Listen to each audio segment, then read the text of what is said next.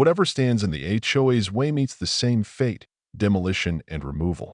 That's the exact language they used in the ultimatum that landed on my kitchen table, along with a forced rezoning plan and a whole line of bulldozers just idling on the edge of my property. You want to know what real power looks like? It's a bunch of people in matching SUVs, ready to erase a piece of your family history because they don't like the look of your driveway. That's how the story begins. I never thought inheriting a 200-acre ranch would make me an enemy of the state, or at least of the Silver Creek Estates Homeowners Association, but here we are 0.3 months ago. I took possession of my grandfather's ranch out in what used to be the sleepy outskirts of Silver Creek, Texas. What I didn't inherit was peace. See, the moment I rolled up to the old farmhouse, I landed squarely in the crosshairs of Victoria Sterling, Queen of the HOA, former real estate attorney, and, by all appearances, a woman who never met a power suit or a power trip she didn't like. Her idea of community was less, love thy neighbor, and more, bend the knee. To her, my ranch was an eyesore, the last domino to fall in her master plan for perfect suburbia. The concrete road she was after? It wasn't just any strip of pavement. It cut through the ranch like a gray river, dead straight, 30 meters wide, built from concrete so tough you'd swear it was meant to repel tanks. I grew up thinking it was just one of those old ranch quirks. Something Grandpa Joe put in so he could move cattle or drive his battered pickup down to the creek. But Victoria had other ideas.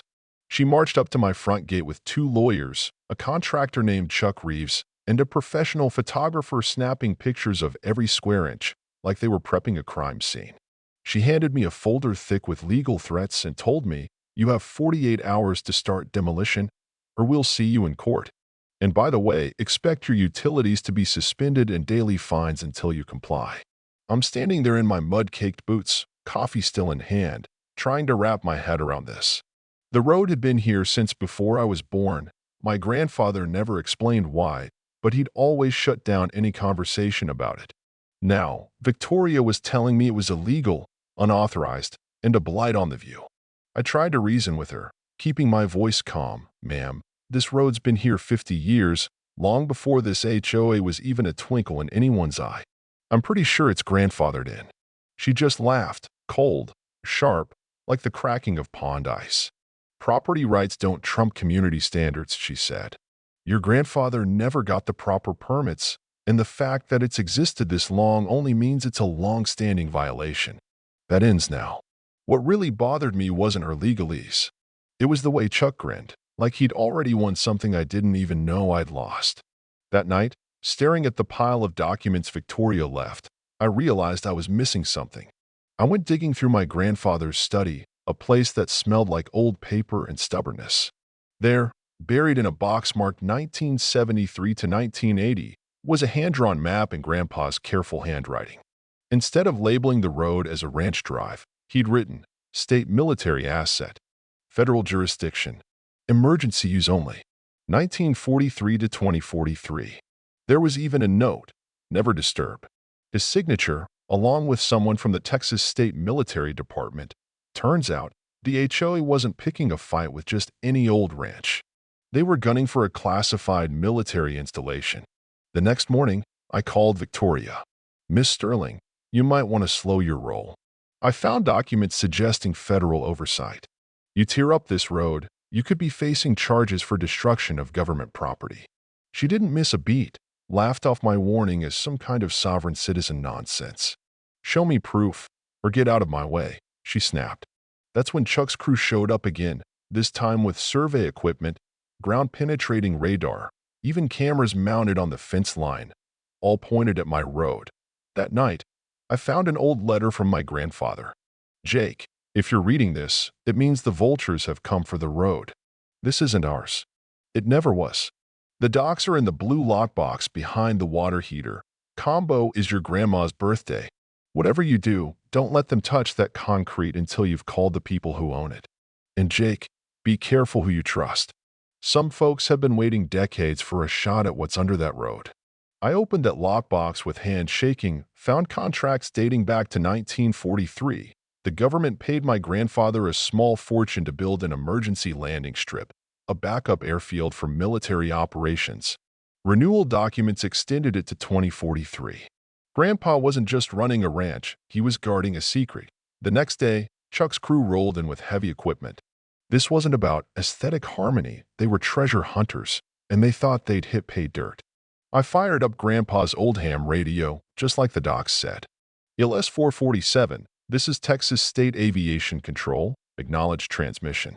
When I reported unauthorized activity, the voice on the other end snapped to alert. We're implementing security protocols. Document everything. Do not let them damage the runway. Victoria tried a new tactic, she called, offering me a settlement to quietly walk away while her crew remediated the supposed environmental hazards under the road. Chuck chimed in with claims of illegal dumping, trying to scare me into surrender. But by then, I knew exactly what they were after and what I was protecting. When I refused, they escalated. Within hours, my utilities were shut off. Vehicles started parking up and down the road, and guys with walkie-talkies kept eyes on my every move. They were trying to break me, make me desperate enough to cave, but Grandpa was prepared for siege.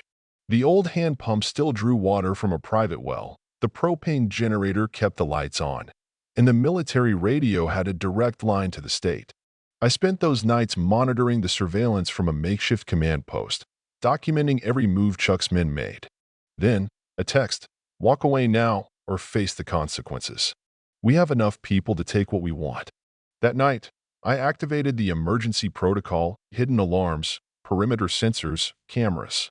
The ranch came alive like something out of a Cold War thriller. At dawn, the showdown arrived. Victoria led her demolition convoy to my gate, media in tow, ready for her victory lap. Her voice rang out over a bullhorn. Demolition begins in 10 minutes. Chuck played the hero for the cameras, vowing to protect the community from fraud. But the moment the first bulldozer blade touched the runway, every alarm on the ranch screamed to life. Then, 3 F-16s thundered overhead, helicopters dropped from the sky, federal agents poured out in full tactical gear. News crews ducked for cover, and Victoria's self-satisfied smile vanished in a heartbeat. The agents didn't waste time, construction crews on the ground, hands zip-tied behind their backs. Victoria and Chuck read their rights on live TV, their community improvement project now a federal case for destruction of government property. Colonel Carter herself thanked me for holding the line. Your grandfather would be proud. In 43 years, I've never seen civilians so determined to destroy something they didn't understand. The news exploded. The Silver Creek HOA collapsed overnight, exposed as a criminal racket that had used legal harassment to force out landowners and line their own pockets. Residents rallied, threw out the old board, and rebuilt the neighborhood around cooperation instead of fear. Victoria Sterling and Chuck Reeves? They went from HOA royalty to convicted felons, years in federal prison, millions in restitution, and a permanent lesson in the difference between power and authority. Me? I became the official guardian of the runway, now a piece of living history, a reminder that sometimes the little guy isn't just fighting for his land. He's standing between his community and the bullies who think they own it. So, yeah, sometimes a concrete road isn't just a road, it's a line in the sand. And if you ever find yourself standing alone against people with more power than sense, remember this.